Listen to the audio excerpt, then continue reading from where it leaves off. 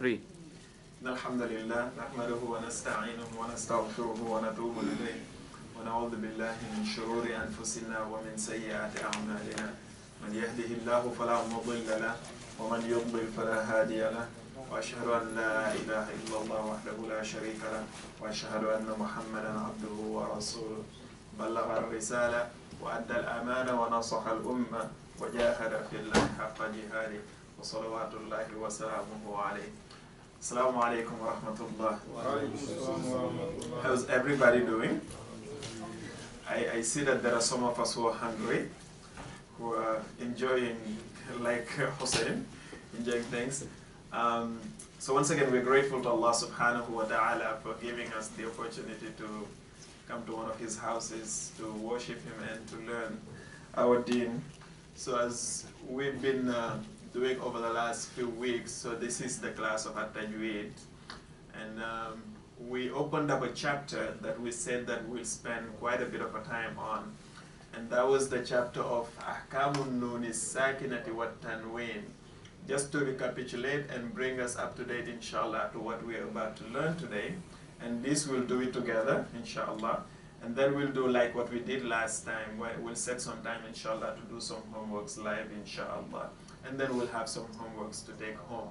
So Ahkamun Nun Sakinati wa Tanween. So this is the name of the chapter, and I think this is our fourth session that is spent on Ahkamun Nun Sakinati wa Tanween.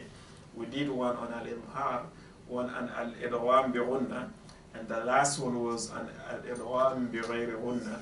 And today, inshallah, we'll talk about one. So this is the fourth, but overall this is number 6, right? Right, Yes.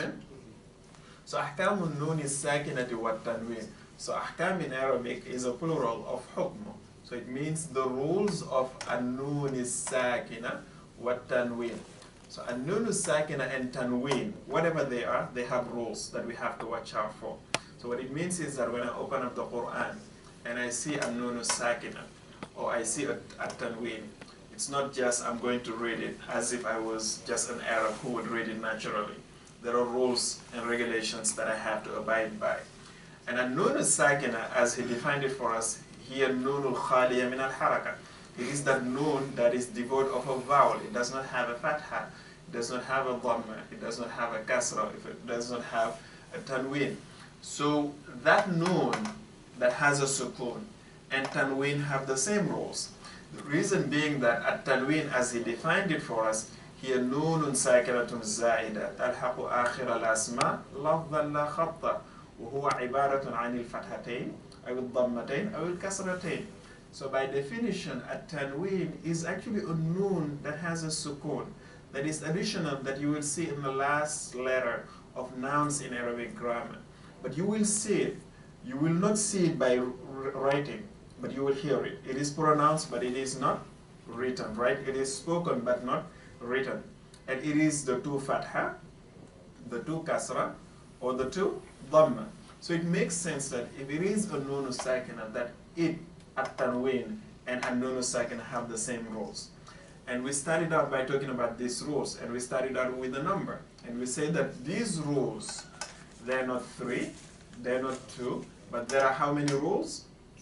There are 4 rules, right? So remember, this has to be second nature. So there are 4 rules of An-Nun Sakina wa Tanween. So what it means is that if I look at a nun that has a sukoon or a tanween, I have to think about these 4 rules. And these 4 rules are Al-Idhar, Al-Idgham, Al-Iqlab, Al-Ikhfa. Al-Ikhfa. So we have 4 rules. So what it means is that if I see a nun that has a sukoon or a tanween, I have to look at the letter that comes after it and decide which of the rules, of these 4 rules, I'm going to apply, right? So it is important to remember that, right?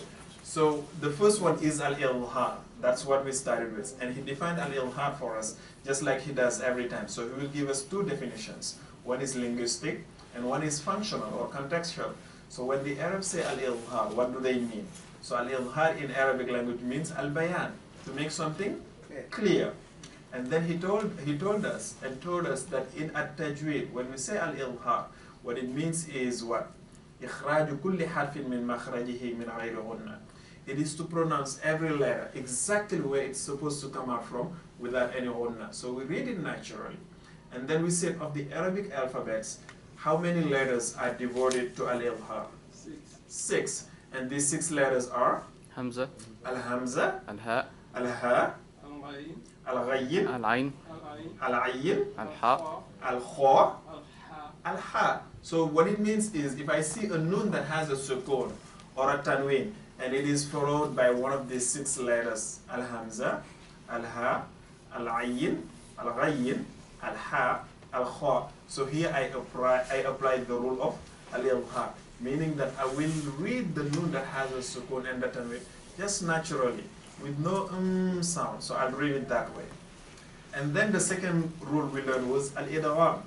And al-idgham, he told us, in the Arabic language, when Arabs say adghamtu shay'a fi jaybi, it means to take something, to put it in something. So I take something and I put it in my pocket. Adghamtu shay'a fi jaybi. But in at-tajweed, what does it mean? It means iltiqa'u harfin sakin biharfin mutaharrik bihaythu yasirani harfan wahidan mushaddada. So it means the meaning of 2 letters. One has a sukun, the other one does not have a sukun, so that they become 1 letter that has a shadda. So what it means is a nun sakina and a tanween. When we talk about the rule of al-idgham, they will enter into the letter that follows them. And unlike al-idhar, al-idgham has 2. There are 2 kinds of al-idgham. So there is al-idghamu bi ghunna and al-idghamu bi ghayri ghunna. So al-idghamu bi ghunna. So first and foremost, so al-idgham overall has how many letters? 6 letters, and these letters are remembered by the word Yarmalun. Yarmalun. So al-ya, al-ra, al-mim, lam, al-waw, and al-nun. So these are the 6 letters of al-idgham. And of these 6 letters, 4 are for al-idghamu bi ghunna, and these 4 letters are Yanmu. Yanmu. So ya, al-ya, al-nun, al-mim, and al-waw. And then we learn about al-idghamu bi ghayri ghunna. So there we will have an idgham, but we don't have a ghunna, right? And we say that there are 2 letters of it, and these 2 letters are Ra wal Lam. al-ra wal-lam. And to come back to al-idghamu bi ghunna, one thing that I need to remember is when it is a nun sakina, they have to be in 2 separate words. So if the nun that has a sukun and the letter that follows it are in the same word, do we have al-idgham bi ghunna? No. So those are the 4 exceptions that we learn. 4 words in the Quran where you will have a nun that has a sukun and it's followed by one of the letters of al-idgham. But there we don't have an idgham because it's in the same word. And those 4 words are Sunwan, Sinwan, Qinwan, Qinwan, Dunya, Dunya, Bunyan. and Bunyan. Excellent. So, and then, just as a matter of nomenclature, he told us that al-idghamu bi ghunna. What is the other name for it? Al-idghamu? Naqis. Excellent, right? And al-idgham bi ghayri ghunna is al-idghamu? Kamil. Kamil. Beautiful. Now we are up to date, right? So that's where we are. Now we come to the 3rd rule, which is al-iqlab. Let's read what the Shaykh writes for us, and then we'll say what it means. So he said al-iqlab. Al-iqlabu lughatan tahwilu ash-shay'i an wad'ihi at-tabi'i. اصطلاحا قلب النون الساكنة أو التنوين ميما عند الباء مع مراعاة الغنة والإخفاء. للإقلاب حرف واحد وهو الباء. And then أمثلة الإقلاب. We'll come back to this. So the 3rd rule, so the first 2 are al-idhar and al-idgham. The 3rd one is, and the 4th one is I'll ask this up until it becomes second nature, like our names, inshallah, right? So he says, al-iqlabu lughatan. So what does al-iqlab means in the Arabic? What does al-iqlab mean in the Arabic language? So when the Arabs say al-iqlab, what do they mean? He said, tahwilu ash-shay'i an wad'ihi at-tabi'i. It is to change something from its natural state. So something, so this, let's say this is how the board was created. It's white, right? So if I were to paint it black, I change it from its natural state. Right? Are you with me? Yeah. So al-iqlab basically is you take something that is created like this. So for instance, if I were to do henna, right, on my hand, it's like this. So I change it to something that is different from its natural state, because this is how Allah subhanahu wa ta'ala created it. So in the Arabic language, that's what it means. So تحويل الشيء عن وضعه الطبيعي. So it is to change something from the way it is naturally. Now what does it mean in a tajweed? He said it means قلب النون الساكنة أو التنوين. It is to change the noon that has a sukun or tanween. We change it to what? We change it to a meme. And where? At the letter ba. And what else do we do? We observe al-ghunna and al-ikhfa. So now I'm giving word-to-word definition, and it is going to, I'll explain exactly what the Sheikh means here. So what does it mean? Let's go over it again. Istilahan in a tajweed, when we say al-iqlab, what do we mean? It is to change a noon that has a sukun or a tanween. We change the noon or the tanween, we change it to a meme. And when do we do it? When we have a ba that follows a noon that has a sukun or a tanween. But when we change it, there is ghunna that we keep, and there is what is ikhfa that we keep. But we'll define ikhfa in a second. So what it means is that when I have a noon that has a sukun, or I have a tanween, and it's followed by a ba, that noon gets changed into a meme. So does that make sense then, that al-iqlab, it means to change something from its natural state? Because this was a noon, and then we change it to what? So there is a change, right? So that's what we're doing. So here the same thing, here the same thing. So now let's go over it again. So, and then apply it as it pertains to the examples that we have. So he says, قلب النون الساكنة أو التنوين ميما عند الباء. So what it means is that I know that al-iqlab has how many letters? Yeah.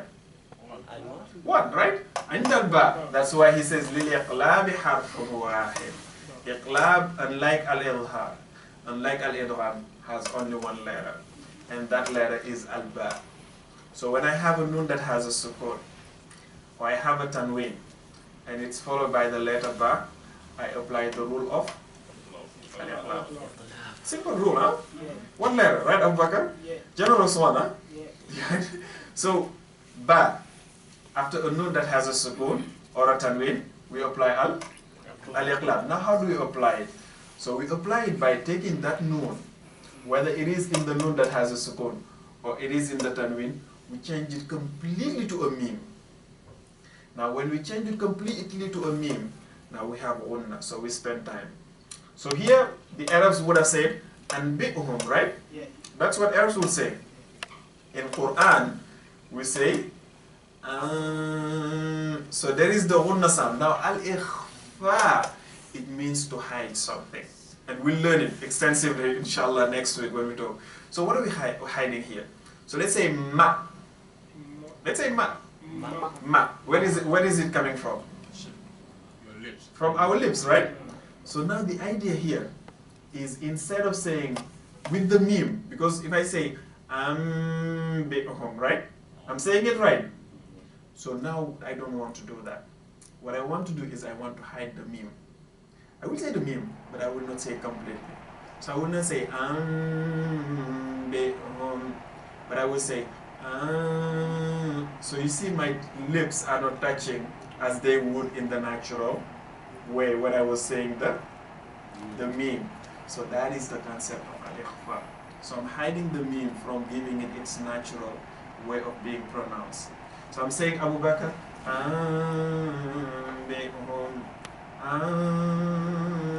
بورك من في النار إن الله سميع بصير. So I'm not saying بئهم, and I'm not saying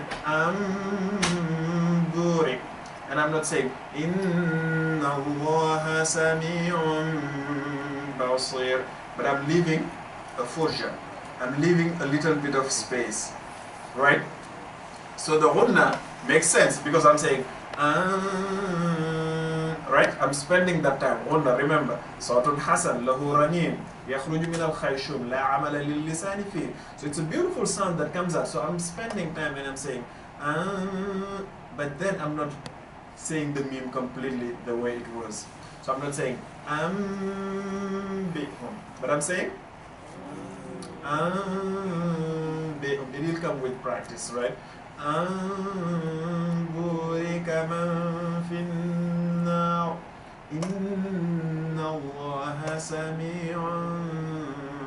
So the idea is just to remember, right? Al-Hussein is happy, right? This one he nailed it down, huh? So Al-Hussein, so we don't bring our lips together, right, Ala? So we leave a little bit of a space, right, Abu Maryam? Right? So now let's go over it again. So Al-Iqlab, what is Al-Iqlab? Al-Iqlab is our third rule. So here what we're doing is, we're looking at a nun that has a sukoon, and we're looking at a tanween. And then we have to decide how to read it right. And then in order to read it properly, I have to look at the letter that comes after it. If the letter is one of the 6 letters of Al-Idhar, which is Al-Ha, Al-Hamza, Al-Ayin, Al-Ghayin, Al-Ha, Al-Kha, then I apply Al-Idhar. Read it naturally. If the letter is one of the 6 letters of Al-Idgham, which is Yarmalun, Al-Ya, Al-Ra, Al-Mim, Al-Lam, Al-Waw, Al-Nun, then I have to decide. I have to decide whether this is a case of Idgham bil-Ghunna or Idgham bi-Ghayr al-Ghunna. If it is a Ya, or a Nun, or a Mim, or a Waw, one of the letters of Yanmu, then I apply Al-Idgham bi-Ghunna. If it is a Lam or a Ra, I apply bi-Ghayr al-Ghunna. Now, if I have a Nun that has a sukoon, or a tanween, and it is followed by a ba, I know that I have one rule, and that rule is al-iqlab. And what does it mean, al-iqlab? It means that that nun that has a sukoon. That's why in the Quran you will see, whenever you see a case of al-iqlab in the Quran, you will see a nun that has this meme. Now, mind you, there is another kind of meme that you will see in the Quran. That is not the meme of al-iqlab. So here the meme that you will see for iqlab in the Quran goes like this. So the stem is vertical. Now in the Quran you will see a meme like that. And that is not a meme of al-iqlab. And when we do the homeworks, inshallah, I'll ask you to go to one page in the Quran and you will see, and I'll tell you what that meme is. So this is the meme that we are looking at, right? In the ar-rasm, right? So when you see the meme that comes down, the stem comes down, and the stem, that is al-iqlab. When you see that meme, don't do al-iqlab there, right? The meme that goes like that. And it, huh? Here? I'll tell you in a second, inshallah. You see? So this is the meme that you want today, Abu Bakr. Not this one, right? This one we'll learn the chapter actually. It's a whole chapter that we'll learn, inshallah, and we'll see this sign, inshallah. So keep this in mind. So, al-iqlab, what does it mean in the Arabic language? تحويل الشيء عن وضعه الطبيعي. It is to change something from its natural state. Something was created white, and then you change it to black. So that is al-iqlab. You change it from one state to another state. And the first state is its natural state.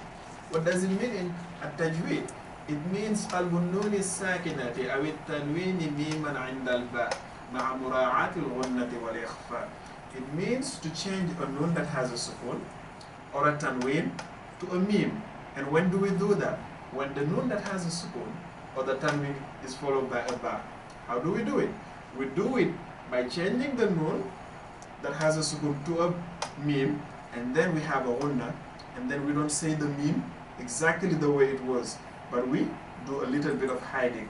It means that we don't bring our lips together, but we leave a little bit of space, right? Right, Al-Hussein? And then how many letters does it have? One letter. Al-Idhar had 6.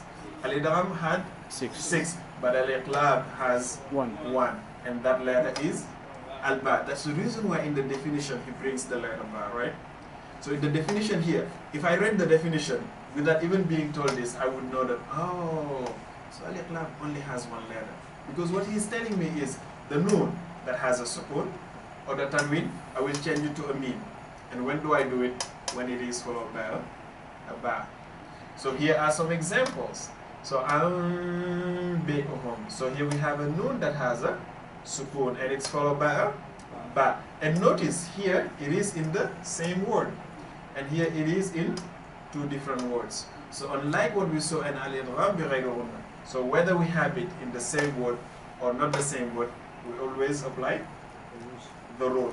So so now I spend time, which is an obligation, and the time I spend fulfills the requirement of al-ghunna. And when I spend time, my mouth opens up a little bit, and that fulfills the requirements of al-ikhfa, right? And next week, inshallah, we'll see al-ikhfa, what it means by the Arabic language. It means just to hide something, and we'll learn it. So, inna Allaha sami'un basir. So we take our time for the ghunna, but at the same time, our lips, we keep a little bit open for the al-ikhfa. Are you with me? Is it clear? Should we do it one more time? 3 times, right? Right? 3 times. Abu Maryam? Al-iqlab. What does it mean in the Arabic language? It is to change something from its natural state. Something is like this, I change it, I modify it, right? It is to modify, as we would say. Another word for it is to modify. And then what does it mean in a Tajweed? It is to change a noon that has a sukoon or a tanween, and we change it to what? We change it to a meme. And when do we do it? When either the noon that has a sukoon or the tanween is followed by a ba. And how do we do it? We do it while observing ghunna. So there is time that we spend, and we do it by observing al-ikhfa, meaning that the noon does not come completely. We leave a space between our lips when we pronounce the meme. How many letters does it have? It has 1 letter. So what it means, that letter is al-ba. If I have a noon that has a sukoon in the Quran, or I have a tanween in the Quran, and it is followed by a ba, I apply the rule of al-iqlab. And then these are examples, and you will see in the Quran what tells me that I have a case of al-iqlab is this meme.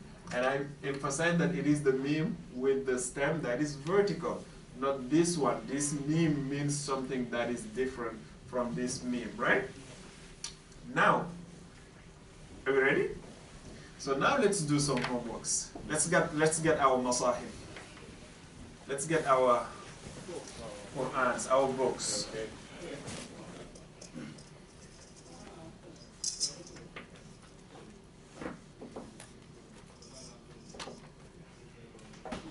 Are we there? Now I'll pick some surahs purposefully to look for these cases of al-iqlab. Now what I'll do is actually I'm just going to pick a surah, and I'll ask you to go over the surah and then see what you see. I will not read it. Are we there? Yes.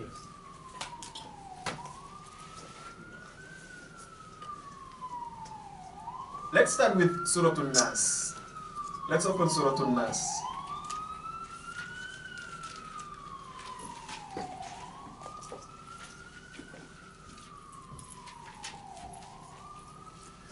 So in Surah An-Nas, do we have an example for al-iqlab? قُلْ أَعُوذُ بِرَبِّ النَّاسِ مَلِكِ النَّاسِ إِلَهِ النَّاسِ مِنْ شَرِّ الْوَسْوَاسِ الْخَنَّاسِ الذي يوسوس في صدور الناس من الجنة والناس. No, there is no iqlab. Do we? No. So let's go to Surah Al-Ikhlas. Do we have a case of al-iqlab in Surah Al-Ikhlas? Do we? Yes. Yes. At the end. Now if you look at the end, the word at the end is Ahad. ahad. So do we see a meme, this meme there? Yes. Abu Bakr, do we see it? Yeah. In ahad? Yeah. So then I know I have a case of Iqlab. Yeah. al-iqlab. But this is the last word of the surah. Exactly. So Abu Bakr. Bismillah is coming. Ah, and what is the first letter in Bismillah? Is ba. It's Ba. Oh, no agrees now, right? No? So we have a case?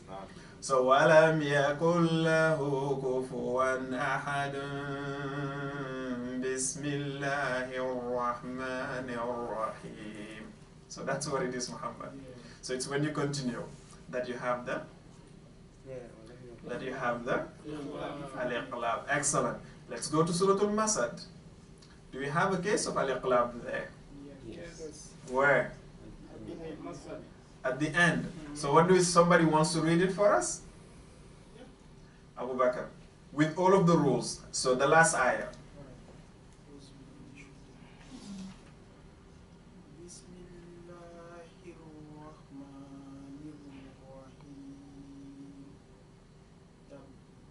Just the last ayah. Uh-huh.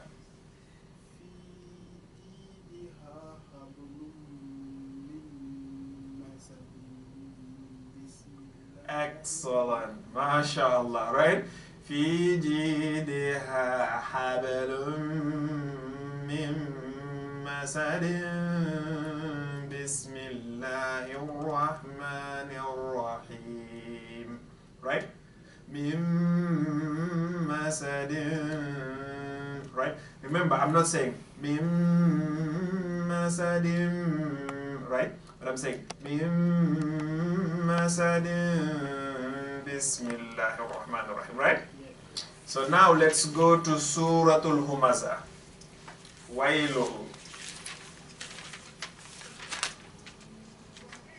Are we there? We're there? Let's take a volunteer to tell us if we have a case of al-iqlab or not. Somebody who will read it and then... At the end? Somebody will read it. Okay. Any volunteer? Yeah. Okay. Mansoor? The ayah or the whole? Where you have the case of al-iqlab? Iqlab, the four ayah. Which one? Kalla Mm-hmm.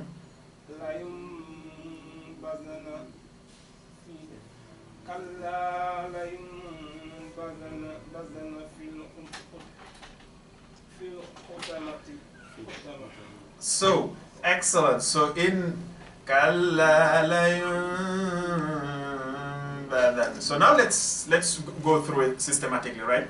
So in the word la yunbadan, we have a noon that has a sukun. Do we? Yes. It's followed by what? Ba. Ba is one of the letters of? Is it one of the letters of al-iqlab? No. What is it? Yes, it's Ba. Ah! So it's not one of the letters of al-iqlab, it's the only letter of al-iqlab. So here, the way we read it is Kalla la yun. So I say the noon goes into, changes into a meme. And then I have a ghunna. And then I have the al-ikhfa. So I take time here. Kalla la yunbadan. So now that noon, we'll learn it inshallah, has to have a ghunna. So I don't say Kalla la yunbadan. So we have to spend time as well at the noon. And that chapter we'll learn inshallah. So here we have a case of al-iqlab. We have in the word la yunbadan, because we have a noon that has a sukun and it's followed by a ba. So here we have a case of al-iqlab. So the noon we change into a meme. And when we change it into a meme, when we read it, we spend time with the ghunna. And the meme, when we pronounce it, we don't bring our lips together. Right? Any other example? Huh? At the end. Abu Muhammad, you want to take that one? Yes. You want me to read it? Please. Okay.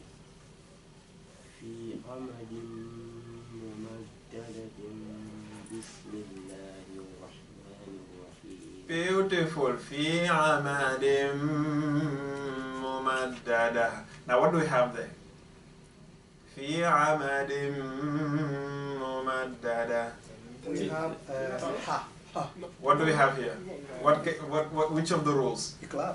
Yeah. We have But we have a letter ha. I'm saying في عمد mumaddada. Tanween. We have the al-idgham. Excellent, right? We have al-idgham bi ghunna. Right? I want us not to just focus on al-iqlab and remember what we learned, right? Now, في عمد ممددة بسم الله الرحمن الرحيم. So now it is when I continue that I have al-iqlab, right?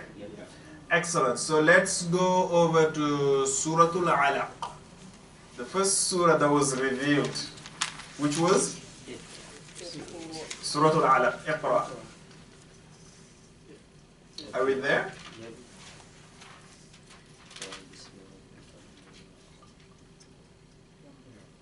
We're there. So now, do we see a case of al-iqlab? Where? Which? Where? Al-Hussein.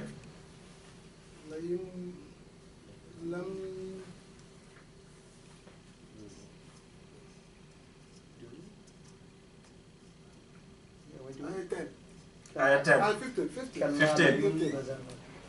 No, in Surah Al-Alaq, right? لنسفعا بالناصية. Now what do we have there? Why do we have al-iqlab? Tanween followed by ba. We have a tanween followed by a ba. Is that a tanween? It's not ism, it's fi'l, but it's an exception in this case. So this is an exception. Remember when we said at tanween in Arabic grammar, you will only see in nouns, right? Asma. But this is a fi'l, this is a verb. But this is the way it is written. So here, it is actually what is called nunut tawkid al-khafifa. It's just written this way. But here we have a case of al-iqlab. When we learn Arabic grammar, inshallah, we'll talk about the different kinds of nuns, right? So here we have a case of al-iqlab. Now let's go to Surah Al-Layl. Layl.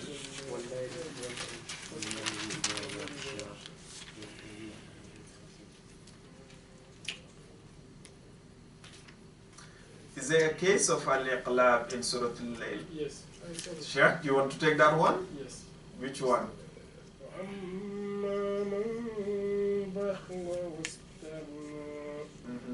MashaAllah. So where do we have it? Al-iqlab. Because noon follow ba.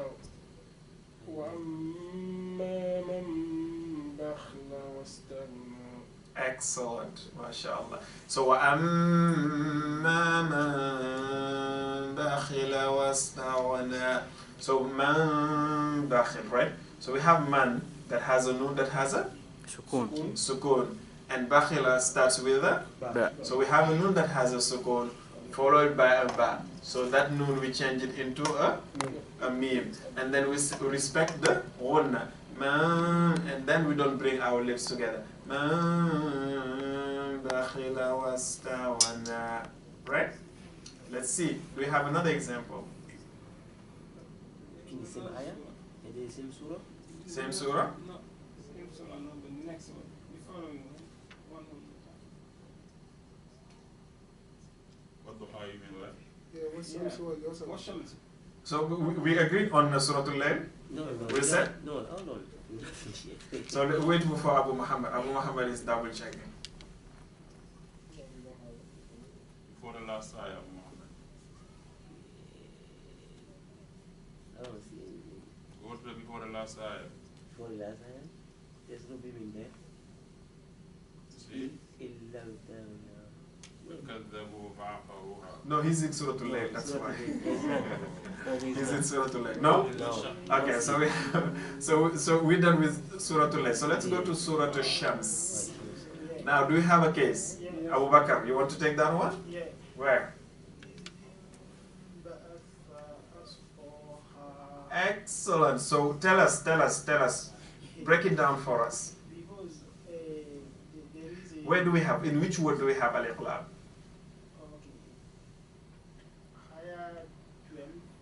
Ayah 12, excellent. Which word? Imba'atha, right? Yeah, after that, back after.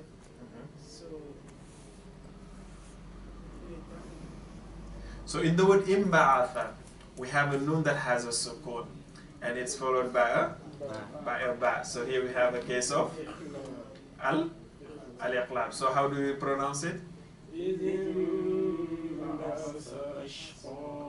Excellent. إِذٍ بَعَثَ أَشْقَاهَا. Are we done? No. No? Abu Maryam, you want to take that one? It seems like there is a second one.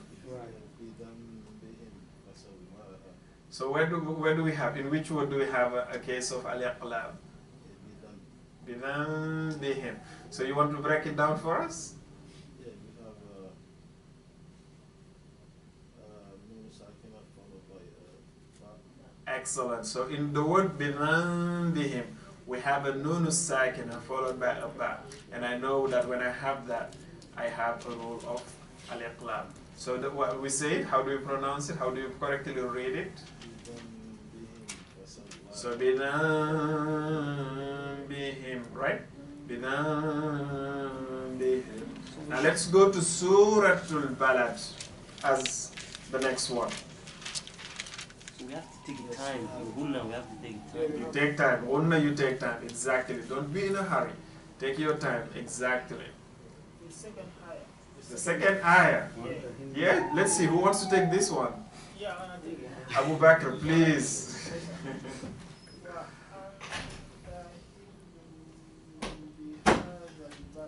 Uh-huh. There is a tanween Uh-huh.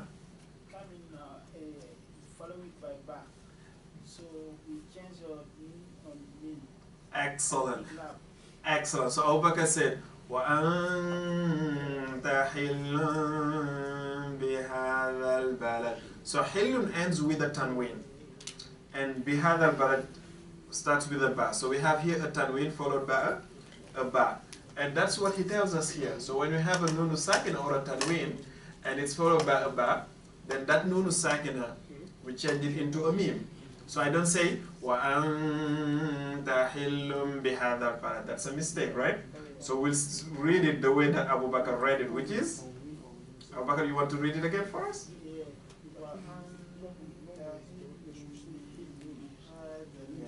Excellent. So وَأَنْتَ حِلٌّ بِهَذَا الْبَلَدِ. Right? You know, can you please explain to him? He thinks we don't have mean here. So Where? No, we have, I see the ikfa, which is the bow, and then on the mim with a stem. Yeah, but the point is, the lam comes with the normal spoon. No, it's the lam hillu. It's the tanween that matters. tanween? It's the tanween. Because the he's lamb not has watching, three but things. we know. The lamb has three things. That's why you have to shut that and do that one. So it's the tan. So here, always remember, this is what you pay attention to: the nunu sakina and the tanween. So when you see the nunu sakina and you see the tanween, that's when you look at the letter that follows either of these, right? And here, hillun is a word that has a tanween, right?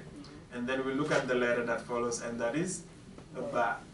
So that's the reason why we have a case of al-iqlab, right? How about the rest of the surah? Do we have any other examples? The last ayah, where do we have?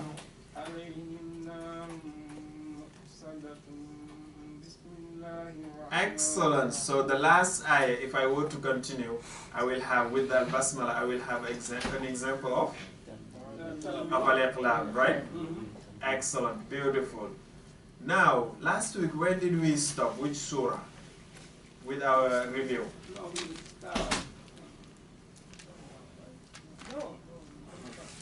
How far up did we go?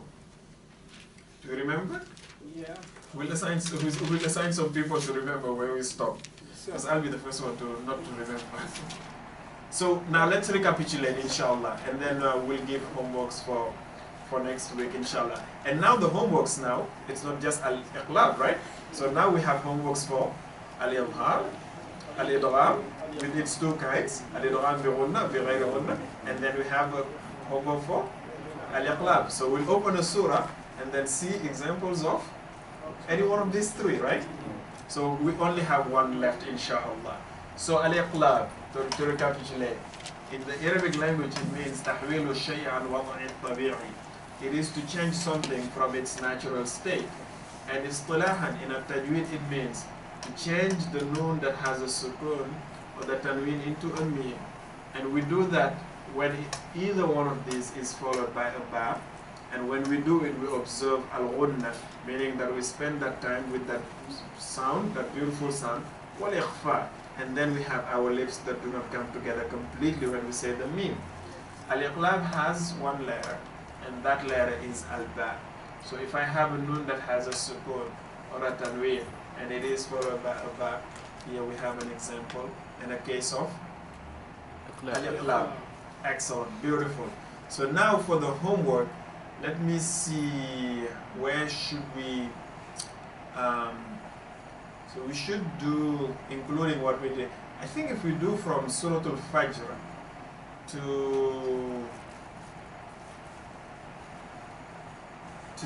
Surah Al-Humaza, that would be good. Is that too much?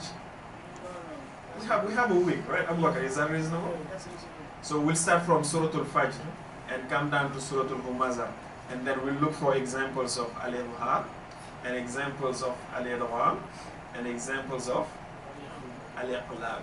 And then next week, inshallah, we'll deal with the last of the, so that we may spend 2 sessions, because as you can figure out, we have 6 letters, and we have 6 letters, and we have 1 letter. How many letters?